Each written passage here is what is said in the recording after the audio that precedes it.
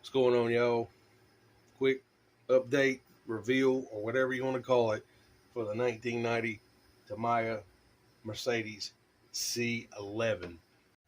I'll apologize in advance. I do need to do a little trimming, straighten up some of those lines, I know, but I just hadn't gotten to it. But that is the finished product. That's the way I went, and I know it's probably going to tick off some of the Tamiya purists, but I just didn't have the heart to do the box art silver. The silver is an awesome piece, but I imagine there's going to be bukus of silver C-11s out there. Pictures floating on the internet, in the Tamiya groups, and even videos on YouTube. So, wanting something different, I figured, what the heck? I went with this awesome gold, which is not actually a metallic color, but it did turn out with some bit of metallic to it, and black. Now I had to move some of the decals, and I didn't put every decal on it, but like the driver decal names, which is supposed to go up here, would not show up, obviously, so I moved them down on to the top of the body there. Opted to paint these two vents that sit above the front wheels with a paint pen, rather than just leaving them the color of the body. I figured it was some nice detail, and I painted these back here too, but I don't know. I could have just done those with the decals, but since I was already doing those, figured why not hit those as well. Did use the box art decal on the spoiler and on the sides of the spoiler, but I think the car looks great. Really simple paint scheme considering the lines on his body. That was my biggest concern, was which body lines to follow. So I just did the center. I'm gonna call it a teardrop, and masked it off.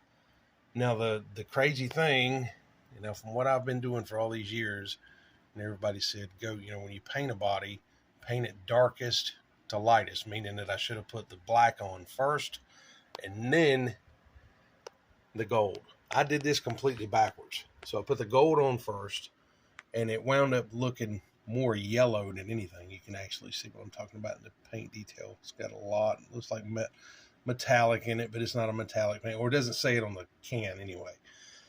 But I sprayed the gold first and then laid the black down and used that as a backup color right over top of the gold, and that made that gold pop and gave me this as a final paint job. I think it was the right choice. It was risky on my end in a way. I was terrified to do it, and but I think it turned out great. Again, just simple two-tone paint. If anybody's interested, that's what they are: PS5 black and PS13 gold. The gold, this was the first time I've worked with that color. First time when I've worked with that color. I know when I've used the silvers in the past, they come out really thin and they have a tendency to run. This one didn't do it. It still came out thin. It took a lot of coats to cover the body. Although I only used one can, I still used the entire can to get this and the spoiler done. But again, simple. Started to do a pinstripe as a separation point between the black and the gold, but I'm not going to do it. I'm just going to let it be. But that's her, man. And I am really happy to have it complete.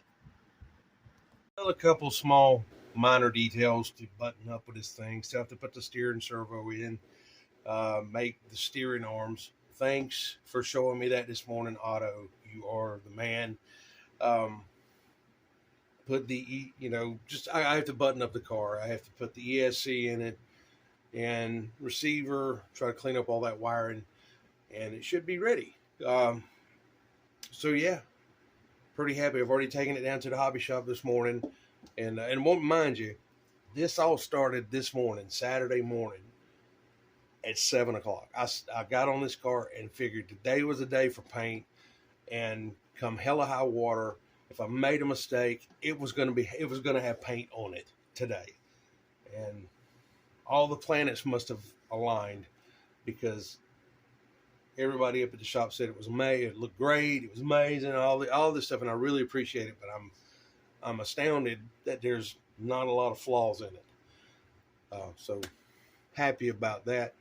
One other thing, and this is a tiny thing, but still means a lot to me. When I got to the shop this morning, of all things, when I got there this morning, the first thing that happened when I walked in is my friend Daniel is standing there, and I walked around him, and I had the car in my hand. I set it up on the counter, and he is watching one of the vids, I think the vid for this car, trying to get some information on the paint. And even as small as that sounds, to me, it was kind of a surreal moment. And I want to say thanks, because sometimes it feels like I'm doing this for nothing.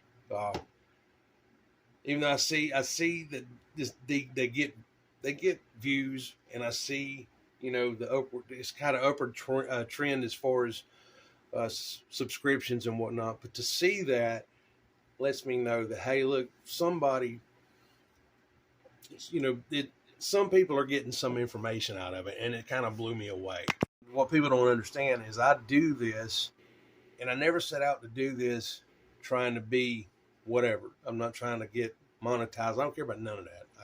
I don't need to get monetized. I have enough fun. This is just a general love of the hobby, and I do the channel partly as a hobby itself, but more or less because of a love of this RC stuff. I love of building the kits, and to be honest, I get bored pretty quick. So to fight that boredom, I do what I'm doing now. I was just sitting in the house. I fell asleep this afternoon, and I thought, well, hell, I need to get outside and do a reveal on this thing. So here it is. But anyway, dude, it was really cool to see that. Daniel, you're awesome, man.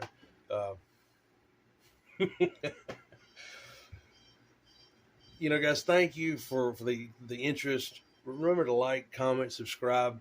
I hope everybody's healthy and happy. Take good care of yourselves, and we will see you on the next video. Next build video, even, I think. Y'all take care. We'll see. A who? The thunderstorm. A thunderstorm's coming. So it's going to rain again. It's a thunderstorm. A thunderstorm, huh? All right. Say hey. Say bye.